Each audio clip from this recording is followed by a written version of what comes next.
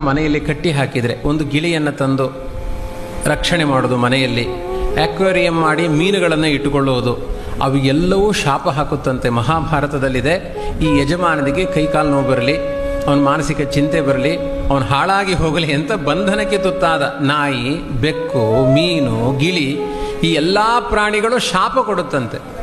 ಇಷ್ಟಾಗಿ ಈ ಪಾರಿವಾಳ ಗಿಳಿಗಳೆಲ್ಲ ಮನೆ ಒಳಗಡೆ ಬಂದು ಏನಾದರೂ ಗೂಡು ಮಾಡಿ ಮೊಟ್ಟೆ ಇಟ್ಟರೆ ಅಕಾಲ ಮರಣ ಬರುತ್ತೆ ಅಂತ ಸೂಚನೆ ಅದು ಅಂತ ಹೇಳಿದ್ದಾರೆ.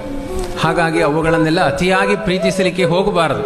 ಅವುಗಳು ಪ್ರಕೃತಿಯಲ್ಲಿ ಬದುಕಬೇಕಾದದ್ದು. ಆದರೆ ಪ್ರತಿಯೊಂದು ತಿನ್ನುವ ತುತ್ತಿನ ಜೊತೆಗೆ ಈ ಯಜಮಾನನಿಗೆ ಒಳ್ಳೆಯದಾಗಲಿ ಅಂತ ಆಶೀರ್ವಾದ ಮಾಡುವ ಏಕೈಕ ಪ್ರಾಣಿ ಹಸು ಮಾತ್ರ. ಇವತ್ತೇನಾಗಿದೆ ನಮ್ಮ ಸಮಾಜದಲ್ಲಿ, ಹಸುವೊಂದನ್ನು ಕಟ್ಟಲಿಕ್ಕೆ ತಯಾರಿಲ್ಲ. ನಾಯಿ ಕಟ್ಟುತ್ತಾರೆ, ಪುಚ್ಚೆ ಸಾಕ್ತಾರೆ, ಮನೆ ತುಂಬ ಪುಚ್ಚೆಗಳು. ಒಂದು ಬೆಕ್ಕಿನ ರೋಮದಲ್ಲಿ ಕೋಟಿ ಬ್ರಹ್ಮಹತ್ಯೆಯ ಪಾಪಗಳಿದೆಯಂತೆ. ಅದಕ್ಕೆ ಸಣ್ಣ ಸಣ್ಣ ಮಕ್ಕಳೆಲ್ಲ